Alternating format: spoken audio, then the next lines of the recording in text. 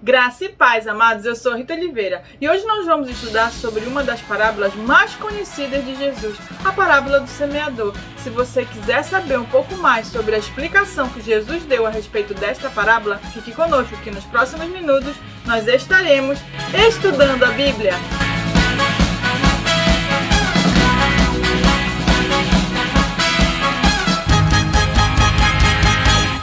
O importante não é o solo, mas a semente gerar vida nele.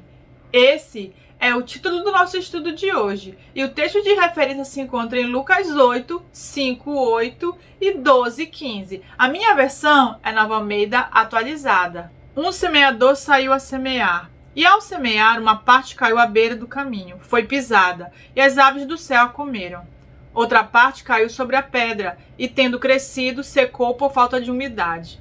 Outra caiu no meio dos espinhos, e os espinhos, ao crescerem com ela, sufocaram. Outra, enfim, caiu em boa terra, cresceu e produziu a 100 por 1. Tendo dito isto, Jesus clamou: quem tem ouvidos para ouvir, ouça. A parábola do semeador é uma das parábolas mais conhecidas de Jesus, pois ele explica com clareza cada elemento da sua narrativa.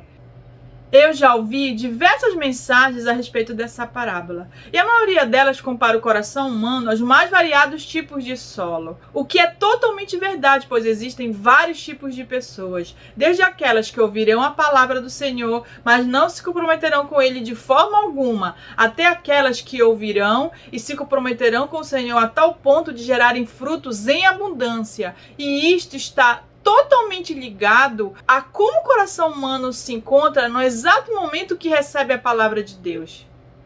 Nessa parábola, o seu coração é comparado a um certo tipo de solo que, ao receber a palavra de Deus, pode ou não deixá-la brotar. Você não pode mudar o solo, mas você pode receber a semente e deixá-la fazer o que ela sabe, gerar vida, e vida em abundância. Ou seja, não é você que vai mudar o solo, mas é você que vai permitir que ele seja mudado e de uma semente gere 100 novos frutos. Então vamos olhar cada tipo de solo e ver a perspectiva de Deus em mudá-lo. Jesus nos fala que algumas sementes caíram à beira do caminho, foram pisadas e as aves do céu as comeram, significando aquela pessoa que recebeu a palavra de Deus, porém o diabo vem, rouba antes mesmo da fé ser gerada e a pessoa possa crer e ser salva. Olha o que o próprio Jesus nos fala a respeito disso em João 10, 10, 11. O ladrão vem somente para roubar, matar e destruir. Eu vim para que tenham vida e a tenham em abundância.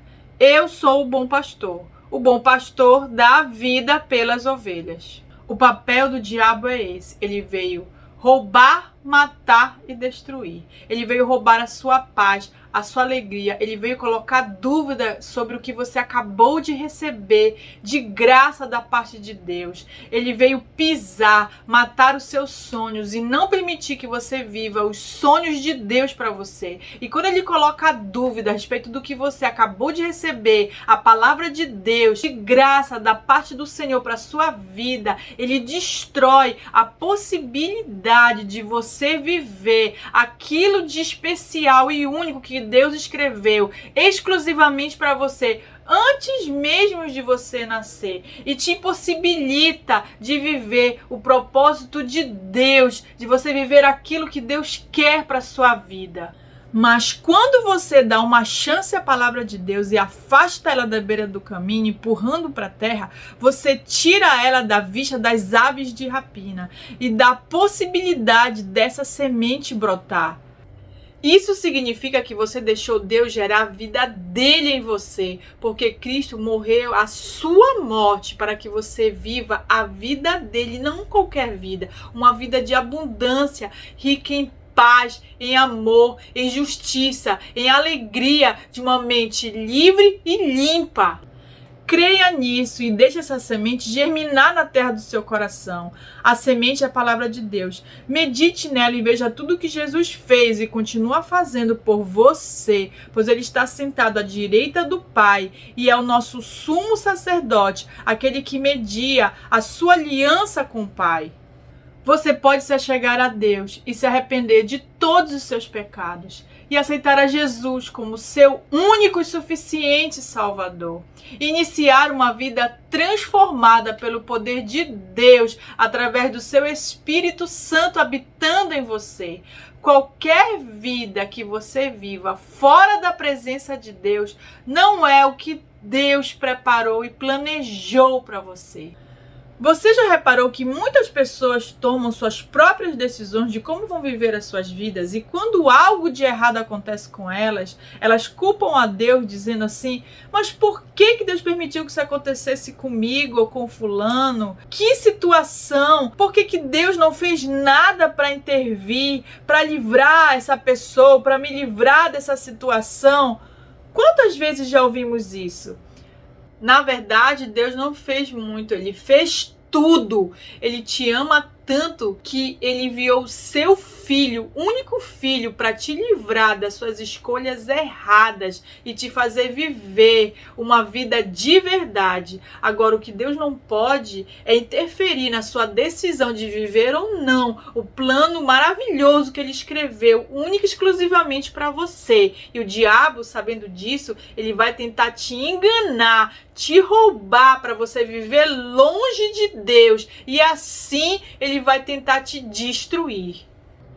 Você recebeu a semente da vida, então permita que ela gere vida em você. Não deixe ela ser roubada nem pisada, mas permita que ela gere fé para que você possa viver aquilo que Deus tem para você. Comece a ler a palavra de Deus. Comece com João 3,16 e veja o amor de Deus revelado através de seu Filho Jesus Cristo.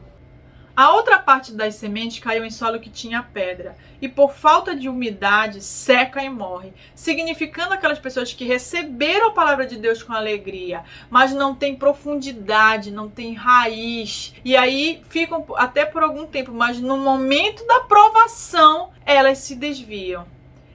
Então, para essa semente crescer, ela precisa de raiz. Mas o que fazer com as pedras que representam as provações da vida e que impedem a raiz de se aprofundar? Veja o que a palavra de Deus fala sobre isso em Hebreus 4, 15 e 16. Porque não temos sumo sacerdote que não possa se compadecer das nossas fraquezas. Pelo contrário, ele foi tentado em todas as coisas, à nossa semelhança, mas sem pecado. Portanto, aproximemo-nos do trono da graça com confiança, a fim de recebermos misericórdia e encontrarmos graça para ajuda em momento oportuno. Jesus, e só Ele sabe o que você, meu irmão, minha irmã, tem passado. Ele é a pessoa que você tem que procurar. Então coloque essa dificuldade, essa aprovação diante do Senhor. Gaste tempo em oração e creia que Jesus é a solução. E através da meditação na sua palavra, você vai saber como agir. E ao invés de secar, você vai florescer em meio às pedras. O Espírito Santo é a água que vai regar o solo do seu coração. Ele vai lhe ajudar a orar, a clamar, porque Ele é o nosso auxiliador, o nosso consolador, diz a palavra. Então creia nisso e não desanime. Para onde você vai? Se Jesus é o único que possui as palavras de vida eterna, por que se desviar do caminho da verdade e da vida com Deus? Você recebeu a semente da vida, não importa quantas pedras tenham no seu solo, desde que essa semente gere vida em você. A outra parte das sementes caiu em solo cheio de espinhos. Cresceu no meio deles, só que os frutos não chegaram a amadurecer. Elas foram sufocadas. Esses espinhos representam as preocupações, as riquezas e os prazeres da vida.